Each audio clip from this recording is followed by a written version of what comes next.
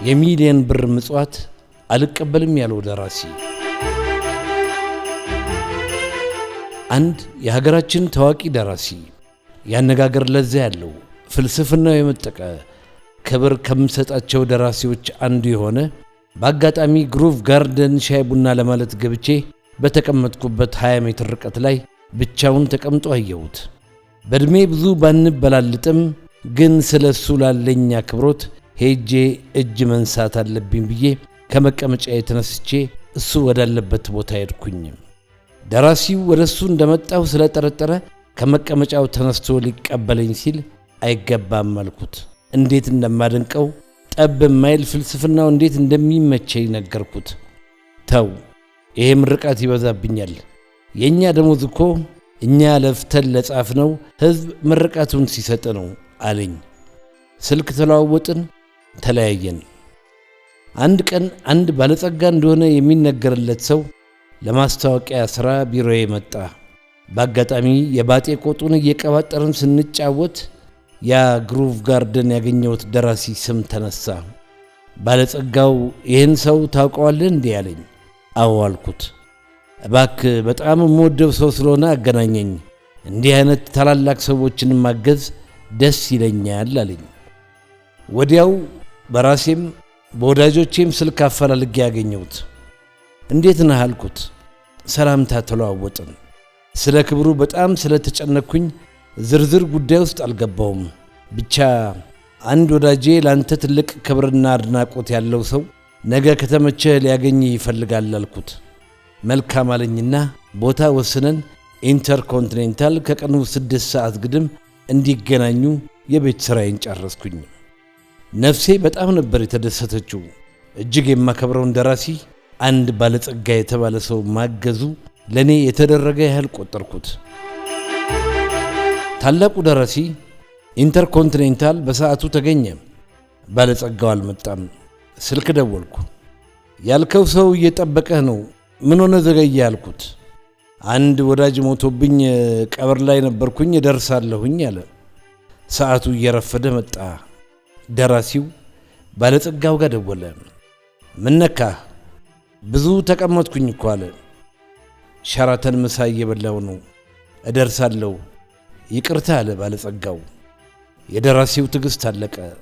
ስማ ሳምሶን፣ ከአንድ ሰዓት በላይ መጠበቅ አልችልም። ከምንም ነገር በላይ ለሚያከብረው ሰው በሰዓት መገኘት ነበረበት። ከዚህ በኋላ ግን ቢመጣም አላስተናግደውም፣ እናም ሄጃለሁ አለ። ወንድሜ በጣም ይቅርታ፣ በአጋጣሚ ችግር ገጥሞት ይሆናል። አንተን አግኝቶ አድናቆቱን ገልጾ ሊያግዝህ የፈለገው ነገር ስላለ ለዛ ነበር የፈለገ አልኩት። በጣም ቆጣ አለ። ምንድን ነው የሚያግዘኝ? እኔ እገዛም አልፈልግም። በምንስ ምክንያት ነው እኔን የሚያግዘው? እኔ እንደዛ አይነት ሰውም አይደለሁም። ከፈለገ መጽዋት ለሚፈልጉ ሰዎች ይርዳ። እኔ ጋር ግን ሁለተኛ እንዳይደውል ንገረው። ይህን ያህል ሰዓት ካስቀመጠኝ በኋላ ምን ወሬ ያስፈልጋል ብሎ ስልኩን ዘጋው። እንደወረደ መልእክቱን አደረስኩኝ። ሁሉም ሰው አንድ አይነት አይደለም። ለስሙም ለክብሩም የሚጨነቅ ከገንዘብና ከጥቅም ስፍራ ዝር የማይል ሰው አለ። ይህ ሰው አለማየሁ ገላጋይ ይባላል። በማህበራዊ ኑሯችን ውስጥ ያሉትን ፈትሸን ያላገኘናቸውን ስንክሳሮች በጥልቀት እየነቀሰ እያዋዛ የሚያስተምር ደራሲ ነው አለማየሁ ገላጋይ። ከባለጸጋና ከመኳንንት ቤተሰብ የተወለደው ሊዮ ቶልስቶይ ተሞላቆ አድጎ ችግር ሳይገላምጠው በምቾት ተንደላቆ የሚኖር ደራሲ። ይሄ ሁሉ ሀብት እውን ደስታን ያመጣልን የሚል ፍልስፍና ነበረው። እናም ከመኳንንት ሰፈር ርቆ ያልተካበደ እንደ ማንኛውም ሕዝብ ቀላል ኑሮ መኖርን መረጠ። ሀብት ከመርህ በታች ነው ብሎ ስለሚያምን ራሱን ከንብረት ማራቅ ጀምሮ ነበረ። እናም የሚሰራቸው ሥራዎች የፈለገ ሰው እንዲጠቀምበት የኮፒራይት መብቱን እንኳን አልፈለገም። ሐሳብ የሕዝብ መሆን አለበት ብሎ ስለሚያምን በገንዘብ መቸርቸር እምነቱ አልነበረም። ከተመቻቸ ኑሮ ወጥቶ ለእውነት መቆም ነበር ፍልስፍናው።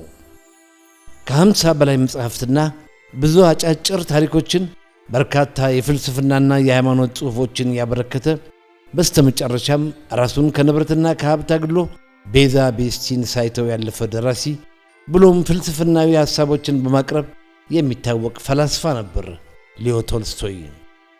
እንደዚህ በራሳቸው ዓለም የሚኖሩ ሰዎች አሉ። የሚጽፉት ለህሊናቸው ነው። የሚሰሩት ሂሳብ ሰርተው አይደለም። ይህንን ባገኝ ባጣ ብሎ ድርሰት የለም። በማጣትና በማግኘት መካከል የሚቀይሩትም ሐሳብ የለም። ገንዘብ ከመጠጥ የሚፈልቀውን ስካር እንጂ ከህሊና የሚፈልቀውን ሐሳብ አያመነጭም።